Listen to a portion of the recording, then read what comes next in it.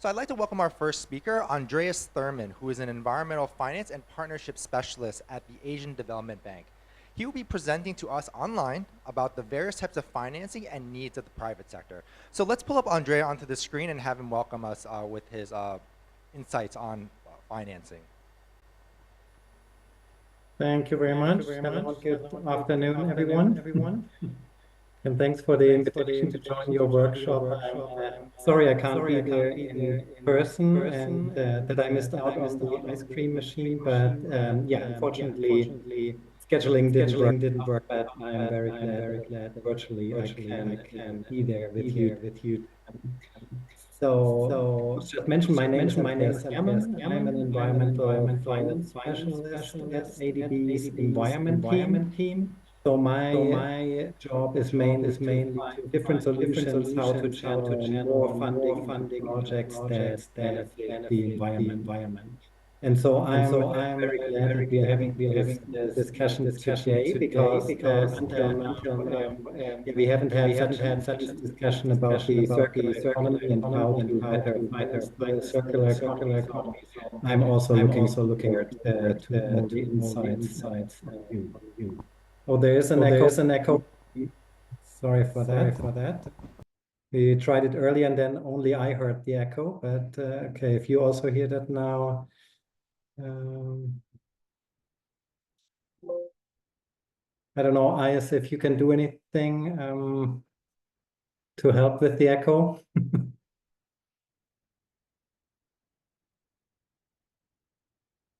Ayas, while you try to figure out the sound, maybe can we go to the next slide or shall we wait for a moment?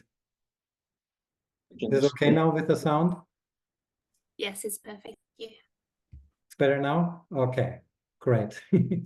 So, I mean, this slide, I won't take you through all the bullet points that are mentioned here, but this just shows some learnings and recommendations from different sectors in the sustainable and climate finance field that we gathered over the years. And I mean, these recommendations, they are structured in these 4 areas that you can see here. And I just want to highlight a few.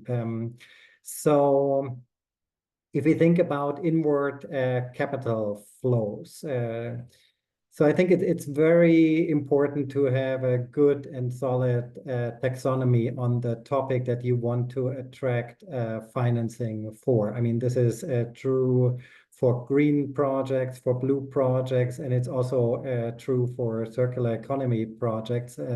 So the better the taxonomy is, this will allow both investors but also donors to ensure that the use of proceeds is according to their objectives and their investment plans. And it also helps countries to better monitor if finance flows into these subsectors and identified priorities. Then maybe if I move over to the second quadrant, this investable deal pipeline there, I think, I mean, all the bullet points are relevant for investments in the circular economy. And I will also touch upon some of them later. I just want to mention that especially domestic development banks and financial institutions can play a very, very important role. So it's worth looking at how you can enable these institutions to lend more towards relevant subsectors. Then on deepening capital markets, today I would just say that probably the role of different credits, be it carbon credits or plastic credits, can be a very valuable addition to the capital market, and regulation should consider how best to integrate them. And then the 4th area, it's relevant for all investments to emerging markets and therefore not necessarily the focus of today's discussion. So with that, maybe we can move to the next slide, please. So this is now when we look at the landscape of finance opportunities. So here I just want to shed some light on the sources of sustainable or climate finance. So, I mean, the slide is somewhat confusing with the different flows of funds. but it's a very good overview of how climate finance flows in the world. I mean, unfortunately, the latest data that is available is from 2020, but still, over the time, this is more or less consistent. And I would just ask you for today's purpose to focus on the first column where you see the different sources of finance. And there, it's very important to note the role that national financial institutions, so there you see national DFIs, and also commercial financial institutions that you see down there in the red can play. Like these two players with corporations are really the most important areas of climate finance flows. And then, I mean, there are similar statistics, not on a worldwide basis, but also for Asia alone. And there you again see that domestic financial institutions that are owned by the government, commercial financial institutions, and corporations are the most important players. So if we want to influence the financing landscape, we really should focus on financial intermediaries and the investment decisions of corporations. So with that, can we please go to the next slide? And this slide is a little bit easier. It shows the shares of different financial instruments. And it's more or less, of course, also in line with the sources of funds. So we saw a lot of funding stems from banks and financial intermediaries. So therefore, you can also see in this chart that like the lion's share of climate financing is actually debt financing. It's about 70%, both on balance sheet and also project level finance. And then the concessionary debt financing, for example, is then also only 7% of debt financing. About 1/4 of climate finance is equity finance. And then up there in green, you can see that only 5% of climate finance is grants from governments and donors. So I suppose we always spend the most time discussing about these 5%.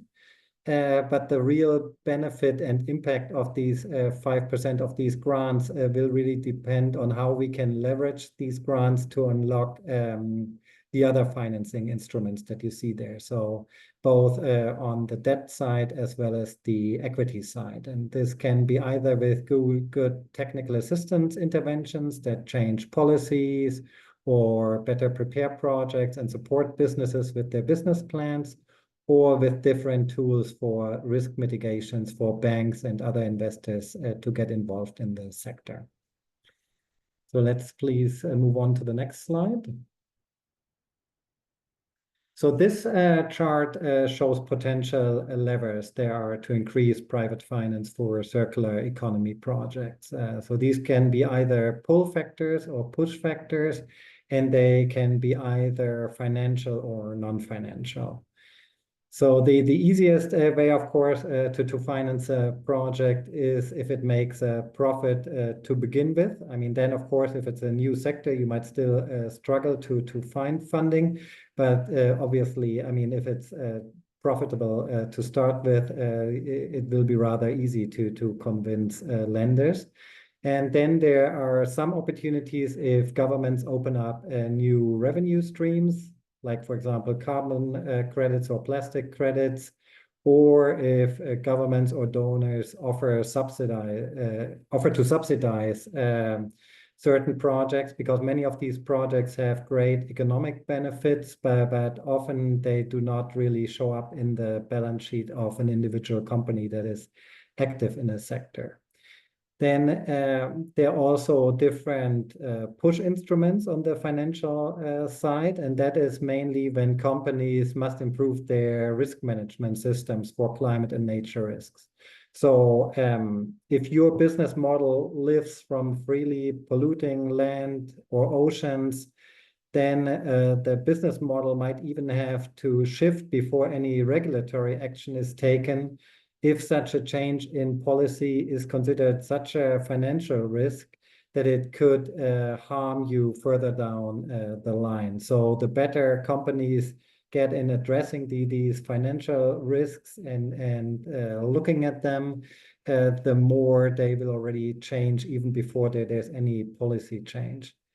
And then on the non-financial side, I mean, it's also maybe worth to just note that many of these aspects that I labeled here as non-financial, I mean, in the end, they are, of course, also driven by a financial incentive, because, I mean, if a company, for example, acts to increase its reputation or to enhance its brand or to consider public opinion, I mean, ultimately, of course, also these aspects shall in the end deliver a financial benefit to the company, for example, with improved sales or of their services or products.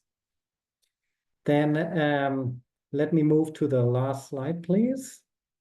So on this slide, there are 5 different instruments that I want to show of which financing solutions could be further considered. I mean, if you look at the top right-hand side, the private debt market, and there we can already see today that there are companies issuing bonds on the debt market that raise money with a focus on circular themes.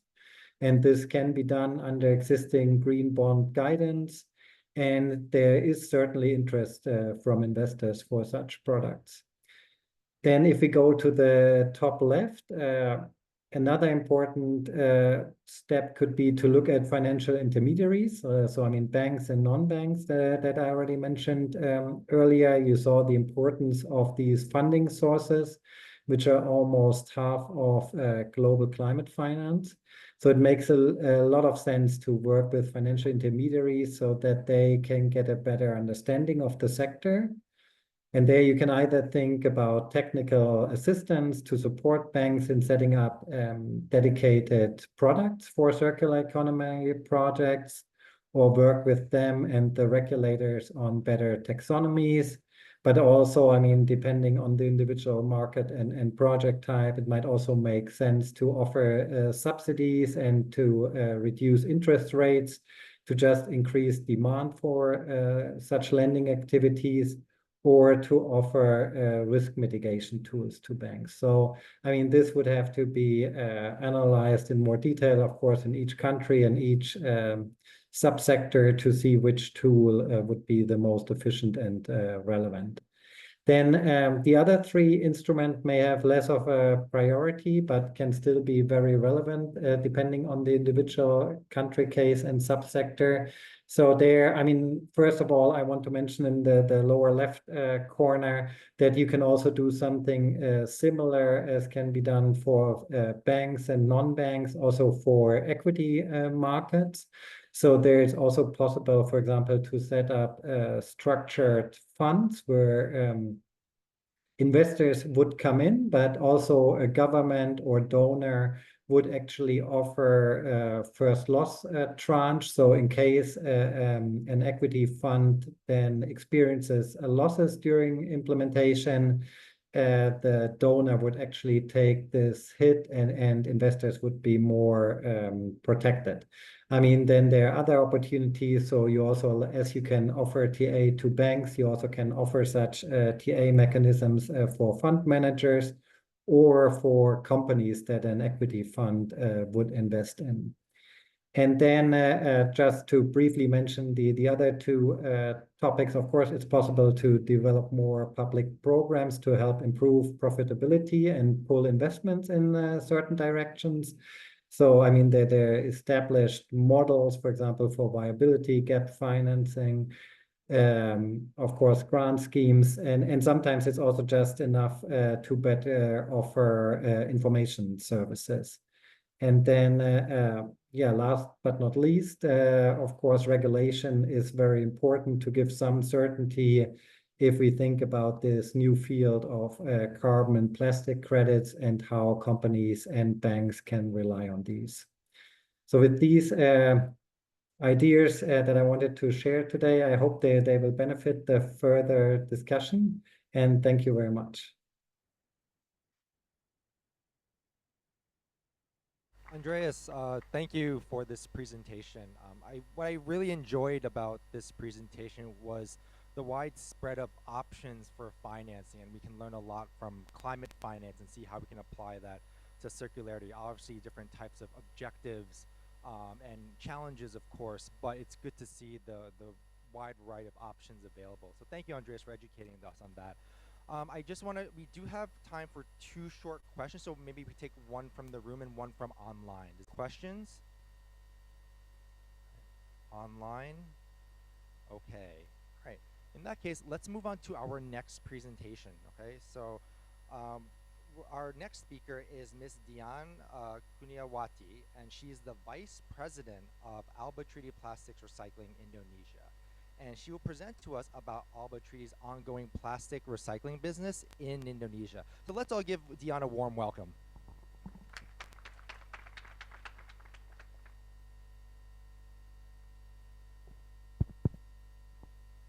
Thank you, Pia, for the introduction. Hello everyone, selamat siang.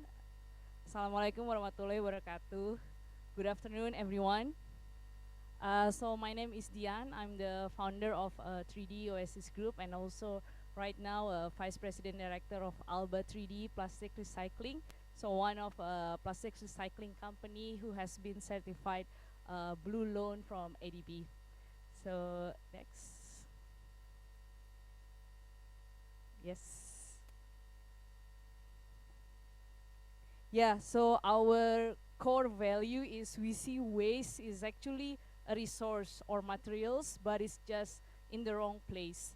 And that's how we believe in our daily life in our company. So that's the belief that we can transform all plastic waste into a new resource or a new materials. This is just next one. It's just next one. It's just a short compact video.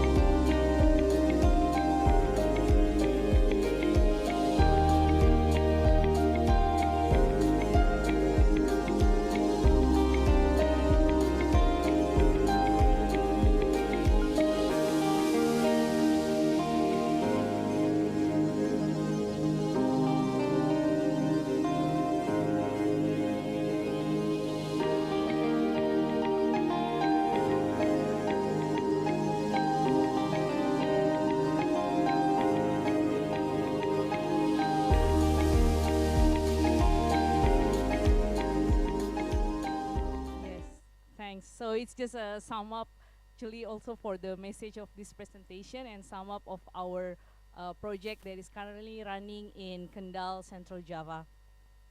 So Alba 3D is essentially a joint effort, it's a joint venture between Alba Group Asia, it's a waste management company originally from Germany, and 3D Oasis, which is a local recycling company which was co-founded by me back 2016. So we formed PT Alba 3D Plastics Recycling Indonesia and set up a new recycling PET plant in Central Java and work together with ADB and we have received around 40 million Blue Loan, and just recently we got awarded from the asset AAA Sustainable Infrastructure Award. So very big thanks to ADB deal team. David is here and the team, James and everyone who gets involved. And this is just to show, I think, what is this topic of the session is about, right? The success story of sustainable financing to advance the plastic circularity. Next, I'm just going to explain more on what we are doing.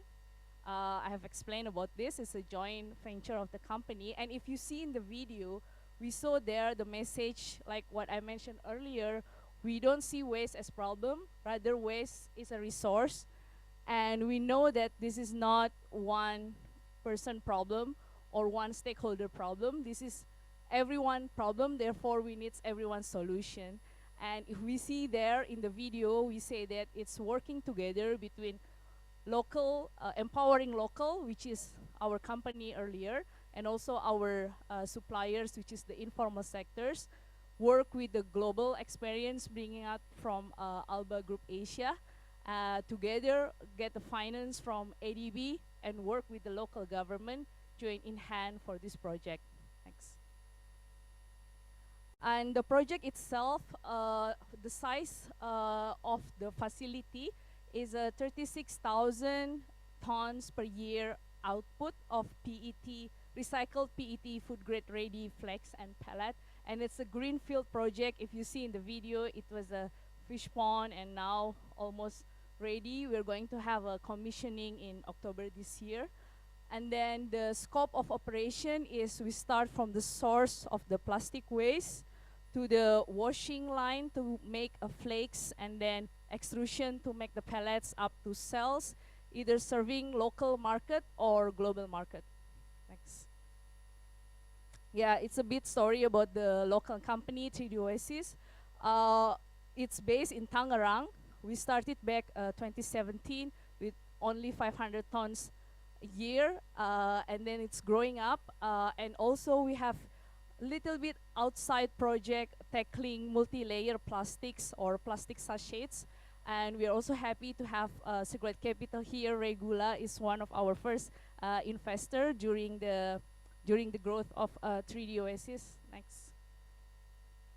And I'm going to explain more about the collection chain, because I think this is the biggest risk of the investment itself, especially for, let's say, a financing partner like ADB. So the collection chain in Indonesia for waste, I think it's quite the same with other countries like Thailand, Vietnam, or Philippines, which is mostly informal sector, that we start with the waste pickers that collect any kind of recyclable waste, not only plastics, but also metals, paper, and anything. And then they will sell to, let's say, small aggregators or junk shops that sorting out the type of plastics, etc. And up to the chain, the last chain, which is this junk shops, the bigger one, they already separate the colors of, for the case of PET bottles, take out the caps, take out the labels, separate the color, and bail it to make a logistically efficient supplying to plastic recycling company like us. So the whole, these are mostly informal sector that we have to work with. And then next one. And the materials, we are targeting to sell both domestically and international market, targeting mostly global brands who are already have a pledge to make or to use minimum recycled content in their product. And I'm going to touch a bit again on the informal sector, what we do here to work together, and also at the same time creating social impact. So first is in Indonesia, most of these informal sectors is like community based. So what we do is we work together with them, also give some training regarding how to make the operation, let's say, efficient, and then health and safety and so on. And also to see how we can then help them also increase their capacity and later on can increase their income. And one of the reasons for us to set up something in Central Java also because most of the big recyclers are currently located either in Jakarta and the greater area and West Java and also East Java. So what we plan is we want to be in the middle, so then we can increase the collection rate of plastic waste also in Central Java. one of the study last time from USAID, I think in 2020, also one of the funding is it's still low collection plastic rate, low collection of plastic waste in Central Java compared to East Java and West Java. So we hope that by that we can also give the environment impact on that. And then since our final product is a food grade ready raw materials, either pellets or flakes, it means that it has higher value. And then with that position, then we can have or give, let's say, better income for this collection center, community-based and informal sector by collecting the bottles and work with us. Next, yeah, this is later on is just few samples that are mostly these collection centers are run by women as the sorting operators. And then this is just a collection for sachets that we have in Tangerang here. Next.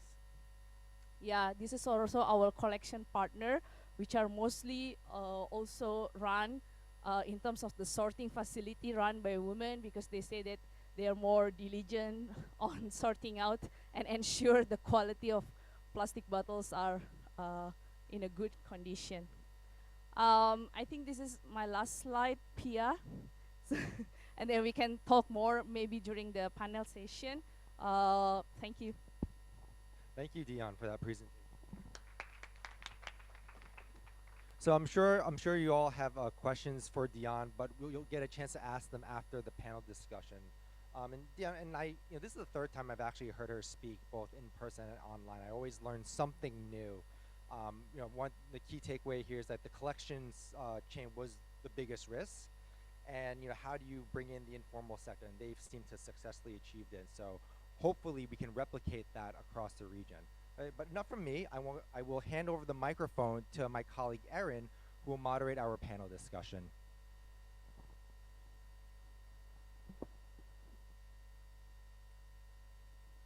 I'd like to welcome Erin, James, David, and Dion, of course.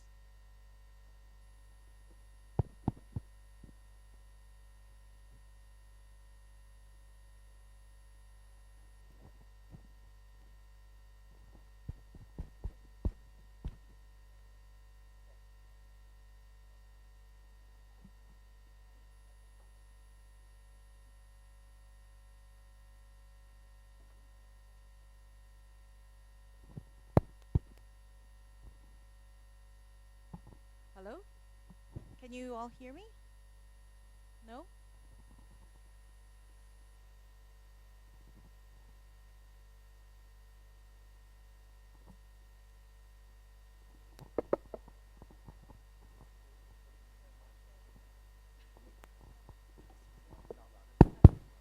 Okay, now.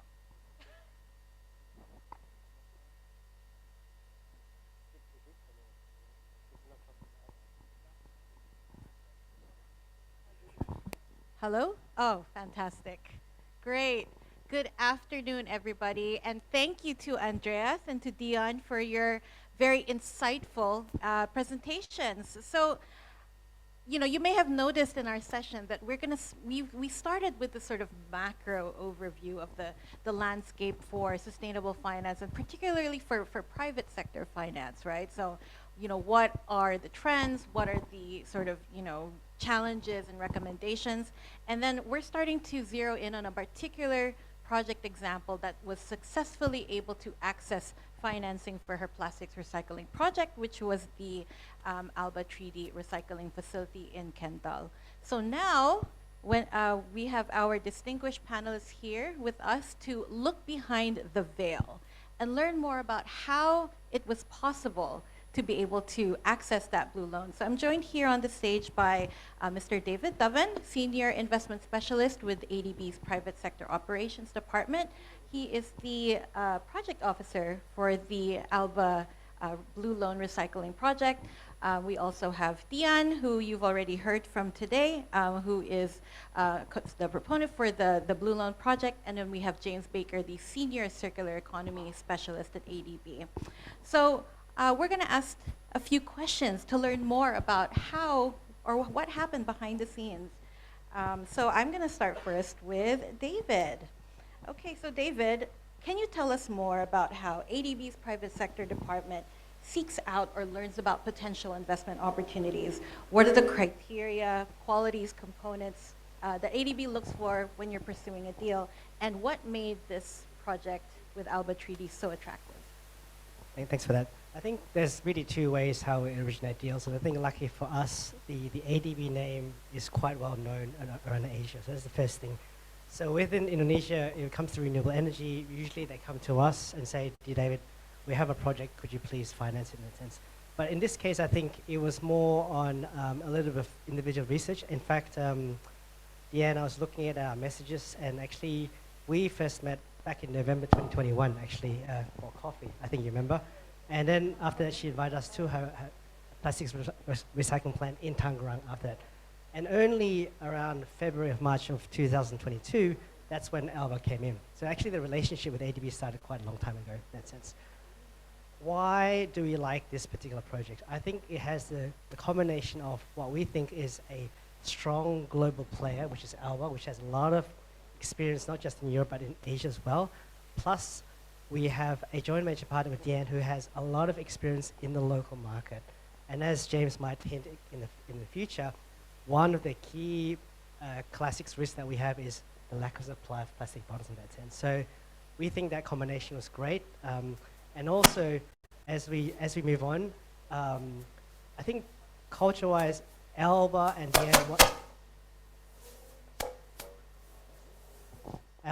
Diane wanted to work with us. They want to work with us and get to the ADB criteria, environmental and social, gender, and we felt that there was two parties that could really trust each other. Because ultimately, when we financed this deal, and I cannot get the specifics, there were risks taken on both sides, on the financing side and on the sponsor side. And we just looked at it and said, look, if things go badly, we'll sit at a table and we'll work something out to make sure that we have a successful project. So I'll stop there. Thanks, David. So, there are a lot of, factors that came into play here. One was, sort of the relationship building. Of course, there was a lot of exchange between ADB and with Dian, but also, learning about, what the players are, who they are, what kind of experience they already have in the space, that makes it, really, obviously that's a big plus for ADB. Particularly in such a, kind of a risky sector. And you were also able to kind of identify solutions to be able to address those risks, which now brings me to my next question that I have for James. So James, you were part of the project team that made this Blue Loan possible. What were the specific challenges that the team encountered when you were preparing this project, and what specific solutions were deployed? So, as we started to look at these projects, and as David's mentioned, the challenges of entering new markets, and although recycling and plastics have been a problem around for a while, actually investing at this level, and this level of technology is still quite new. And the crystallization technology, which allows us to work PET bottles back into PET bottles, is now I think 16, 17 years old in terms of industrial use, but is still actually a new technology. The original trials I think were London with Marks and Spencer's. So trying to overcome technology risk, trying to overcome supply risk, and I mean, unfortunately the crystallization process bottle to bottle requires very clean PET coming out of the waste management market or coming out of the collection market. And this, as David mentioned, is one of the challenges we see throughout the region. In Vietnam, Philippines, Indonesia, is this issue of supply. How do we secure sufficient regular supply of high quality PET that is sufficient for the feedstock? And it might seem counterintuitive for a group of people who are sat here saying, oh, we've got too much plastic in the environment, we've got too much, we start to see these limitations of technology that in what they can accept. So as a team, what we had to do was look at the capabilities of the technologies. So we talk about the project with Alba having a front-end processing sorting system that allows us to accept a wider range of materials. but still be able to feed into the crystallization process. Working very closely with Diane and our Office of Risk Management and our private sector teams, looking at how we can harness the informal sector. And I think that, you know, this project had a lot of firsts for ADB. It had a lot of real achievements for the whole team, but that harnessing of providing, you know, de-risking with the informal sector is a really key part of this. But that takes experience, it takes background, it takes, you know, early stage investors like Circularity Capital who were in there at the beginning to look at that and find ways around it. And as David said, what underpinned this deal, that what allowed us to complete this deal, was that risk from all sides and that understanding that if it goes wrong, rather than pulling out the contract and trying to beat each other with it, you know, we sit around a table, we find a solution. And then that is, you know, I started out today talking about collaboration, and it's collaboration at all levels. It's collaboration, government level, but also in deal teams. How do we work there? How do we try and get that achievement? And I think that is, you know, testament to Diane, testament to Circularity Capital, testament to ADB and Albert to say, look, we recognize that this is a problem, and we're going to find solutions. Not, we recognize this is a business opportunity, and if it doesn't make us enough money, we're going to get upset. No, we recognize that this is a, you know, an environmental sustainability approach. We're going to work hard to get this done. So it's an interesting experience, and it's a good one, I think, wasn't it? Thanks, James. So what I'm really hearing, and you know what David was also saying earlier, it really, you know, you really need a lot of trust and collaboration from all sides, right? You know, within ADB, we call it the one ADB approach, because you have people from all across the bank working different, you know, sectors, different, you know, departments, some operations, some non-operations, working together to make this possible. So, you know, it really takes a village to, you know, deploy a cliche, to make a good project happen. And not just because it's business, but because it actually is a good project. So we've heard the ADB perspective, and I want to bring it back to Dian. So James touched upon this issue earlier, that one of the risks or the challenges that consistently comes up when we're thinking about preparing a plastics recycling project is this issue of supply of quality feedstock. So on your side, how were you able to, you know, respond to or mitigate this risk, and how do you think this should be addressed for future investments? Thanks, Erin. Also, thanks, James and David, for already explained most of the part as well. Yeah, on the sourcing, that's very interesting part. Particularly, we know that, in fact, the data shows that less than 10%, around 9% plastics is being recycled, but that's not the case with the PET bottles. It's like now probably almost 70%, but that's the whole Indonesia. But if we are talking about Jakarta, Greater Jakarta, probably 90% it's already collected and recycled. Because why? Because the demand, the gap between supply and demand on the end side is huge. So if you see more and more big companies are coming in, so like Veolia already in the market, Indorama, Coca-Cola, that's how then last time our strategy is then to have a strategic partner with Alba and collaborated with ADB for the financing. And that market drives the sourcing. The sourcing becomes, you know, like very fierce competition, like a war. And that's how we see that the location will be the key, because we are transporting bottles, even though it's in the bale, it's a big volume, right?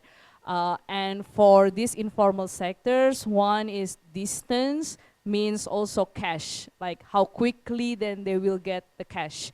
For central, when we map out the Central Java suppliers, since they don't have, there is no plastic recycling facility, big one there, they need to travel like 12 hours to East Java to bring the bottles, or to Tangerang or West Java or Jakarta to sell their bottles.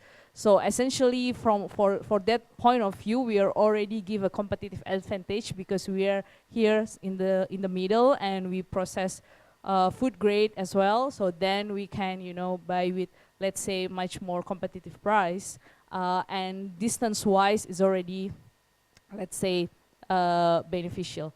And then second, because we work mostly with the informal sectors, and I know that like when we work with ADB last time, David, during the due diligence, right, a lot of checklists in the ENS points, like about the, let's say, health and safety, minimum wage, and gender, and so on and so on. And that has to be also, let's say, cascaded to our suppliers, which are these informal sectors. And we know that this has to be then, you know, we have to work with them directly and let's say give training sometimes as simple as because they just don't know which one is the correct way, or whether what's the impact if I make my facility clean, and you know, safety, what's the impact for me. So that's much more on the involve together with them, integrate them, and in fact the benefit of that is the quantity and the quality of the bottles that we can receive. And also it's much easier to get, let's say, commitment from their end that, okay, let's work with us, you know, because we are there for you and we train, and then we have this volume commitment also to buy your bottles. That part is increasing the quantity and the quality of the bottles, Erin. And the last one, as I mentioned earlier, if we talk about the Indonesia, PET bottles collection rate it's around 60 up to 70%, but most of the collection is in Jakarta and the greater area, because that's where the population is, and the, let's say, in terms of disposable income level is like a tier 1 cities, so to say. However, there are many other tier 2 cities that the water consumption, bottled water consumption is also high because the groundwater is not, let's say, healthy. So they need to buy water, mineral bottled water for their daily drink. Not in the Java Island, let's say in the Kalimantan, Sulawesi, and the east part of Indonesia, that there they don't see plastic bottle has a value. If you walk on the street in Jakarta, it's difficult to see the plastic bottle because okay, people will take it and sell it. But there is different mindset, and that's also our plan to do that. How to increase the collection rate there. So instead of only competing with the existing collection market, but also how to unlock the new collection channel in the low collection area. Thanks, Dion. I mean, that's so interesting. It just sounds like there's so many different factors that come into play. You know, everything from, you know, the location, the particular context and market that exists. And you brought up the important point of the involvement of the informal sector, you know, and that's pretty much key to bringing in the volume that you need to be able to operate your recycling facility. So those are a lot of interesting points to keep in mind when thinking about, you know, the particular success of this investment. I'll bring it back now to David, you know, since we're on the topic of these sort of enabling conditions. Outside of the project itself, what other enabling conditions or support need to be in place for a project to be viable? And what can ADB and other development partners do to enable more investments in plastic circularity? I think on more high level, I think there needs to be more work done on the federal level in terms of like taxes, minimum recycling percentages for plastic bottles, and even talking to Deanne at the government and local level, the mayor to have support from those levels of government, because these things take time. We need to get the permits, licenses done, and the more support we can get, the better for the project. In terms of what ADB and others, I mean, we have access to a lot of funds that might we have access to a lot of funds called concessional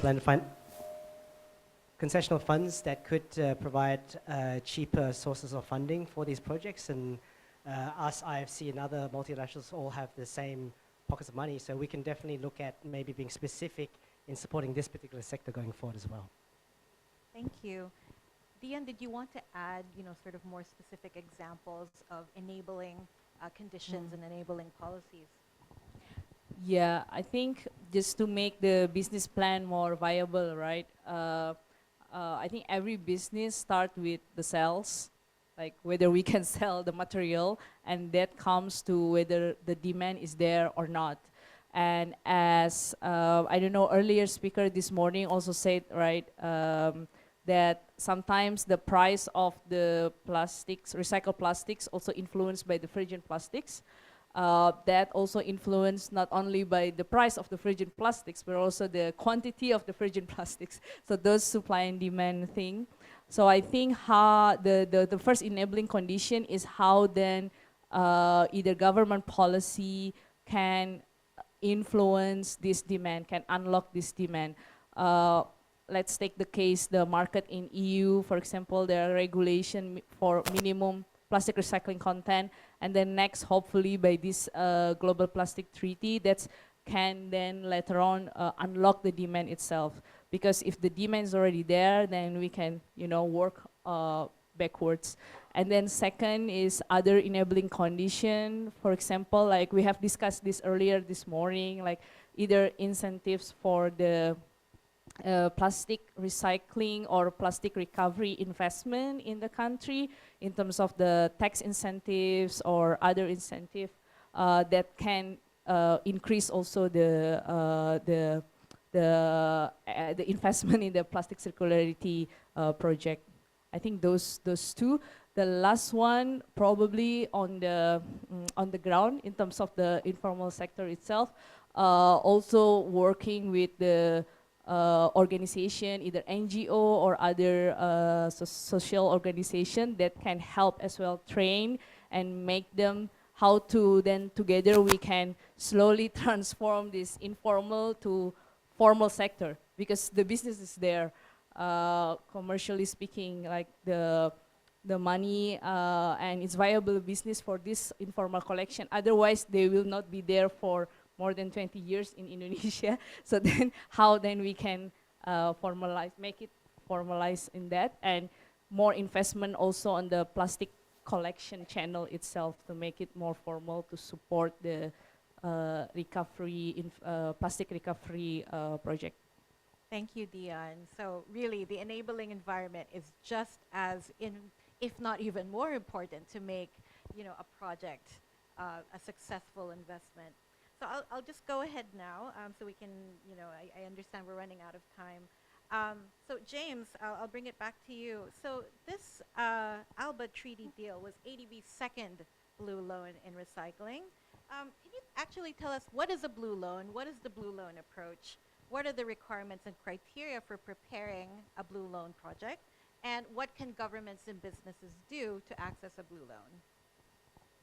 So, I mean, the concept of the blue loan is obviously it's the ability to clearly define a positive impact on the marine environment. So, you know, blue ocean. So as when we're looking at the plastics, the recycling business, we're looking at the ability of that project and the percentage of the project value that is directly impacting or directly reducing, directly avoiding the emissions of plastics to the ocean. And that is based on, you know, a baseline of what we currently believe is being released to the ocean from that operating area, from that catchment area, and the clearly definable, the clearly measurable improvement on that basis. So the way that ADB approached this, and I was part of the team when we originally began this and actually did the calculations for this project, although I don't do them anymore, but they, it's based on the catchment area of the project. So on an island setting, as we see in Java, we see that the catchment area for the treaty, ALBA treaty deal was all within 50 kilometers of the coast or 50 kilometers of a major river catchment. So the idea being that when the maths was originally done for emissions of plastics, you know, to the oceans, there was two baseline studies. There was Jenna Jambek in 2015 and Lauren Lebreton, who looked at the rivers, I think, in 2017. And regardless, as we've mentioned, you know, Professor Doctor was saying about the numbers are about the same. I know that other countries, we're not sure about the numbers, but those catchment areas were the basis of our blue loan and the blue tagging. So for a deal such as ALBA and Treaty, the catchment area where the plastics are sourced from all falls within that. So essentially it becomes 100% blue loan. because all of the money that is being invested in that project is having a positive impact on diverting plastics that could have been released to the oceans. And we don't assume 100%, we assume certain percentages, we make sure that it is conservative estimates, but the basis is that the investment from ADB is in that project, in this particular project, was 100% blue. We have other projects where, because of the catchment, because of the location, because of the material mix, then the percentages drop. So obviously if it is a waste management project, only a certain portion of the tonnage would be plastics. Only a certain portion of that plastic tonnage would potentially reach the oceans. So as you look at an individual project, you look at the location, you look at the catchment area, you look at the feedstock, the efficiency of the process, and the percentage, obviously, of the total investment becomes the percentage of that project, which is tagged as blue and can then be applied to ADB's $5 billion oceans commitment. And this is a fairly standard way for MDBs, for banks to look at that sort of blue loan tagging. In terms of accessing the loans, it is a standard way that you would access any of our loans, but looking at that blue credentials, looking at that blue impact, again, it's looking at where is the feedstock coming from, how bad is the current emissions of plastics in that area, how much is the project contributing directly or indirectly to reducing that flow of plastics. So it becomes a calculation. Anybody who's familiar with methodologies for carbon, it becomes a multi-stage calculation, but each stage of that is conservative. So we are aiming to maintain credibility, maintain transparency in that calculation. But we are very happy to discuss, the bluing of loans, how to make a project blue, how to achieve that tag. As we say, it was our second major blue loan in the plastics, the first one being Indorama. We're very happy with the way we approach that. We work very closely with the Global Environment Facility, their marine litter, their international waters program, to ensure that our calculation approaches are baselined, are aligned with other people, but also we maintain that conservative approach. So it is achievable. It is a nice way to add credibility, add visibility to projects, but it's also a way to attract additional lending. So if you're looking for looking at a project that is challenged in some way, the ability to access oceans investment, access other investment that wouldn't be available if there wasn't a blue component, is something to consider as you think about how you structure your projects. Thank you, James. And just to add to that, if you're interested to know more about blue criteria, ADB's Ocean Finance Framework is available on the ADB website. So you can learn a little bit more about what types of criteria make up a blue project, and not just for marine pollution, but for sustainable fisheries, for coastal resource management. So, do put that into Google and check it out. And maybe one more thing to add is right here in Jakarta is the Blue Southeast Asia Finance Hub, which is a program hosted at the Indonesia Resident Mission. And they actually provide some support for project preparation, technical assistance for projects that are blue. So there are actually a lot of resources available if you want to go online and check that out and learn more about what we're looking for. Okay, so last question before we open it up to the floor is for Dion.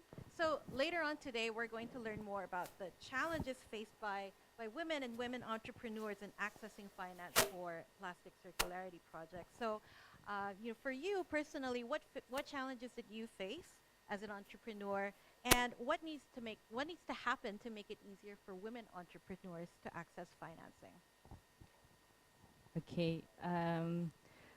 The challenge earlier, because when we set up 3D, it was back, our first project is 2017, so then I was raising fund 2016. Back then in Indonesia, the financing landscape is mostly tech startup or fintech. So it's difficult to pitch for the the funders or investors who are interested in the impact space. Our first investor was at that time mostly loan, and they just, like for financial, let's say, benefit or interest. And then that's one of the challenge for access for funding. And then the next one is particularly for women. I think I'm speaking in Indonesia case study. I don't know in other countries in Southeast Asia. I think the first one is, yes, the access for funding. Second one, it's much more also on the probably like a stereotype. I, I read an article that they say that women founders receive less fund from venture capital than other other male founders who have the same idea. Yeah.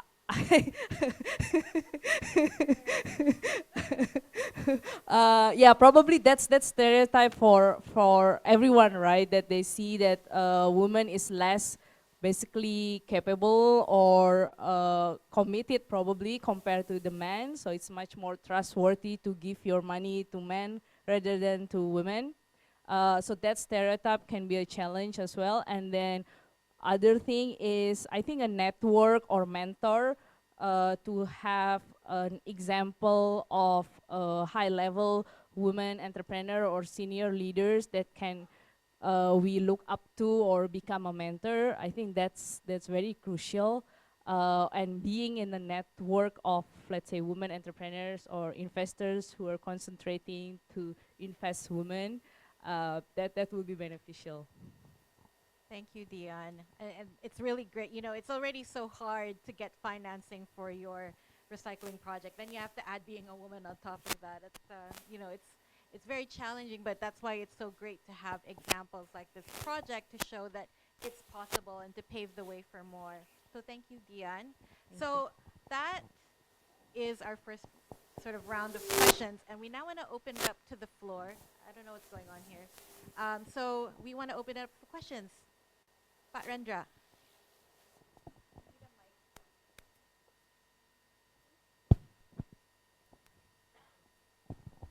Yeah, thank you, Erin, for the time. Please allow me to raise 3 questions, if I may. The first one goes to Ibu Dian. It's a disclaimer, actually, since my educational background is environmental law, so please allow me to raise very basic questions.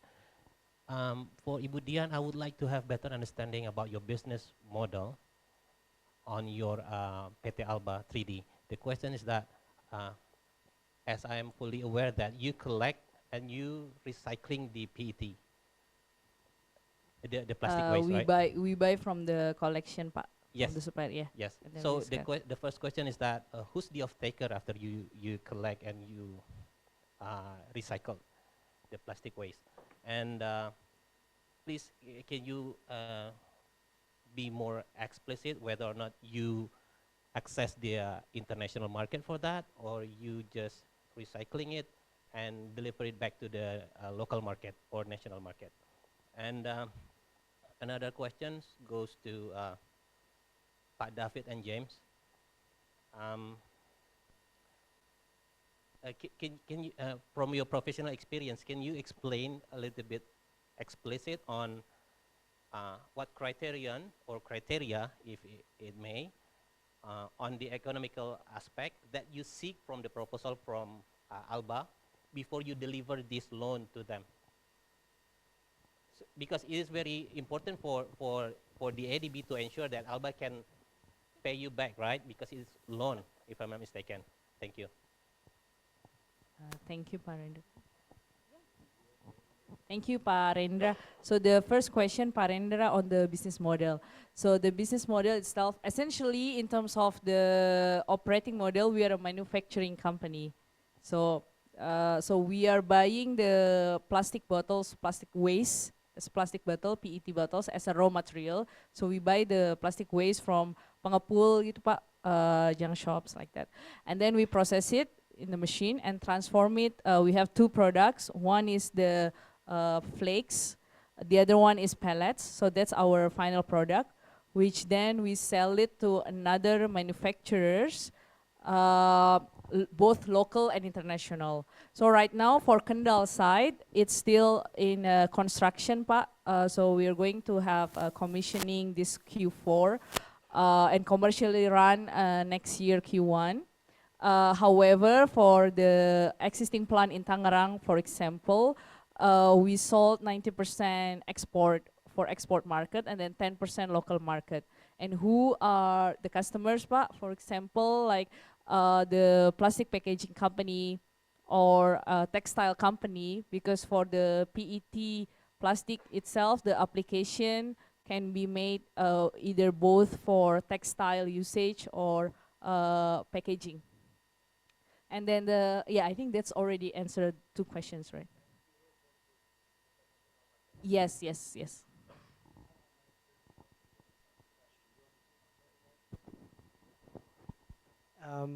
I think we could take many days to figure out what the criteria would be for the ENS project, but I think, you know, we rely on experts like James, we hire technical consultants like Arab to give us what the market view is, right? So the sponsors, the end says, I believe I can sell it at this price.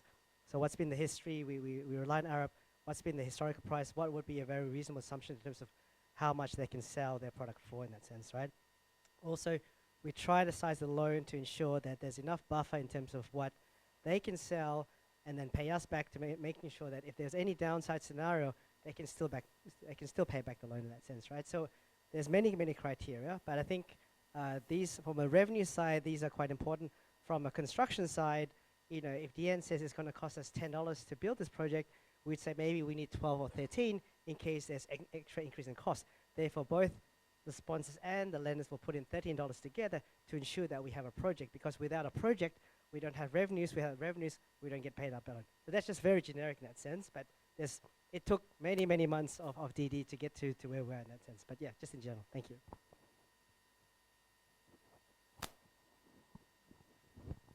Anything to add, James?